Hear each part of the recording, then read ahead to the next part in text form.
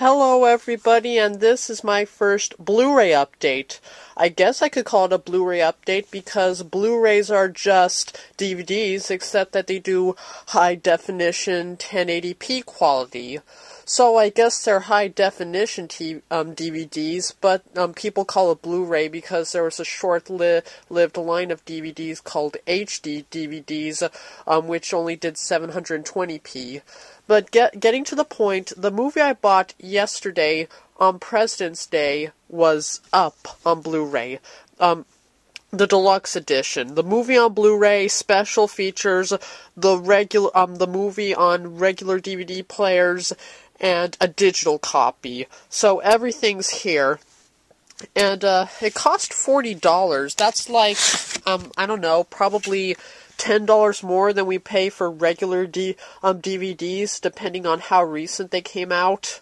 But I got this on President's Day, 2 days ago. Well, no, I got this on President's Day yesterday, and it was still $40. So I wonder if it was on sale. Sorry that I said 2 days ago. I actually planned to make this tomorrow. But anyway, Pixar gave us a really good movie in 2009. This was a very, very interesting and unique movie. Everything that Pixar makes is always good. I think I've seen every Disney animated Pixar movie since Finding Nemo in... what was it? Yeah, in 2003. Ever since 2003, I've seen every Disney Pixar animated movie except for Cars. I didn't see Cars in 2005. I'll probably see it when the sequel Cars 2 comes out. But some of my favorite Disney Pixar movies are the recent ones like WALL-E, Ratatouille, and I also love the Toy Story trilogy and The Incredibles I thought is a little overrated, but still, The Incredibles is can be a funny, and it's also a different movie, taking the whole superhero essence and putting it into the lives of like a normal family. But getting to this movie, it looks great. I mean, I didn't see it in 3D though when it came out. I just saw it in regular theater, but even not in 3D, it looks amazing. I mean, the CG in this movie looks absolutely phenomenal, and it also has a good story. Carl Fredricksen, in the I think it was 1920s or 1930s, he had an adventurous childhood in which he idolized the world-renowned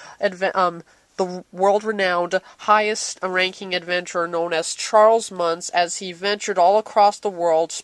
And then one trip he went to a place in which time forgot, also known as a lost world, and then after that he brought back the skeleton of a large rainbow-colored flightless bird. But when he brought it back to civilization, scientists believed that he faked the skeleton, that he made it himself, and then after that his membership to the Adventure Club was revoked, and this really made Carl as a kid angry. But then Charles Muntz promised to go back to the Lost World and to bring back the bird alive, and he would not return until he did. But then Carl found new adventure when he ran into his wife Ellie, who also wanted adventures with somebody else.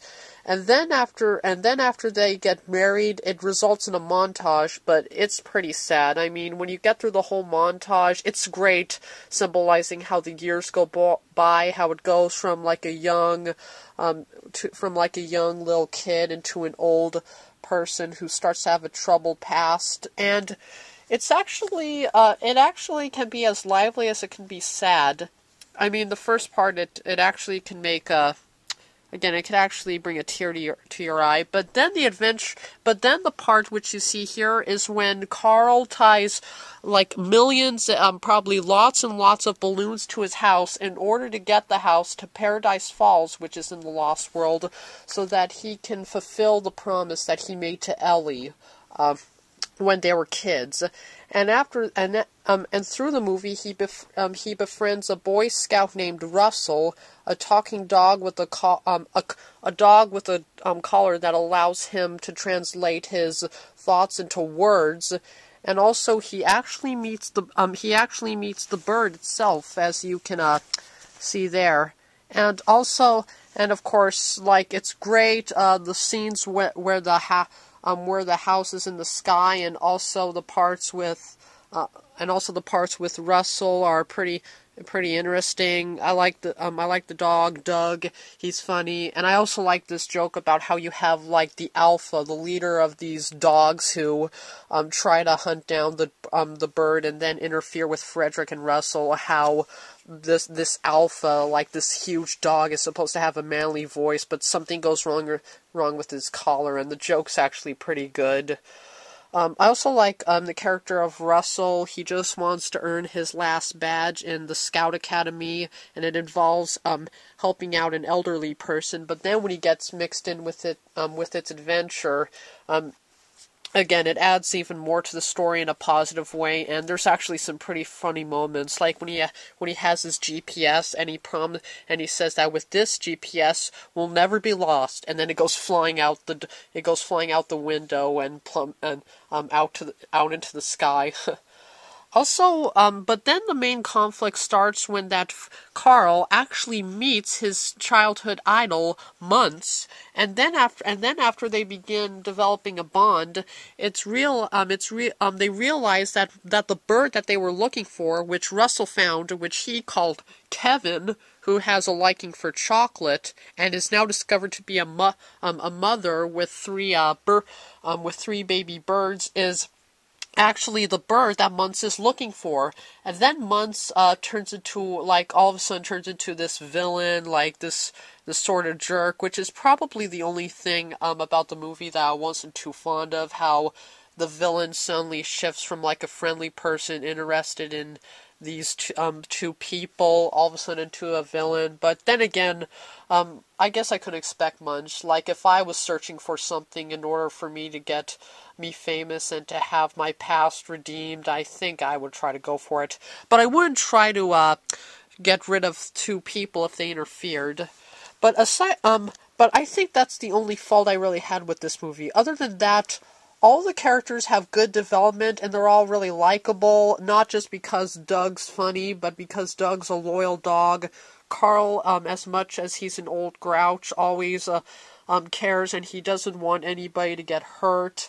And also, even sometimes the like what appears to be the bad guys, like Muntz's army of dogs, can kind of be funny, though. Even though it seems that they remain bad, they know that they're just following their leader. And there's this funny running joke about how every time they hear the word squirrel, they turn their heads around and then they think there's a squirrel. But then at the end, when Muntz is able to use that tactic against the dogs, and when they go and then when they deploy their parachutes when their planes accidentally get destroyed, one of the dogs says, "I hate squirrels."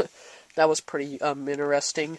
So overall, this is a really, really good movie. It looks great. It has a unique storyline, and one of the best parts is that all the characters go through smooth development and end up becoming likable. Russell, how he's so ambitious, how he wants to make a friend. Carl, how he sometimes has to decide between doing what's rightfully good, but fulfilling the promise he made to his wife, and also, of course, Doug.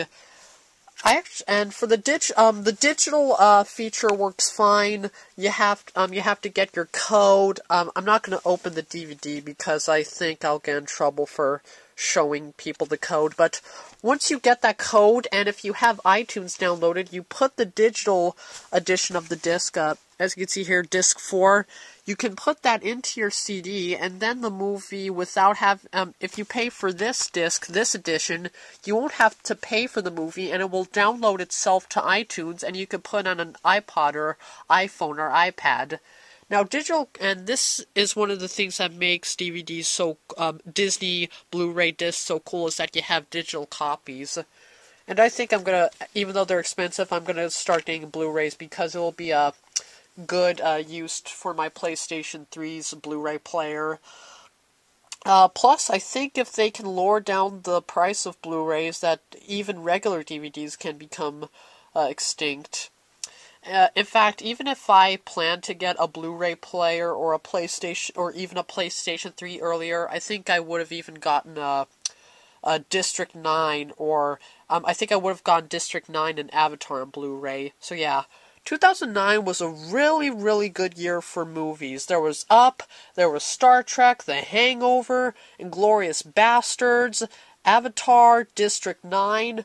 You had all of these wonderful movies, and this keeps on happening. I feel like I'm missing another movie that was cool in 2009 that everybody loved. Let's see.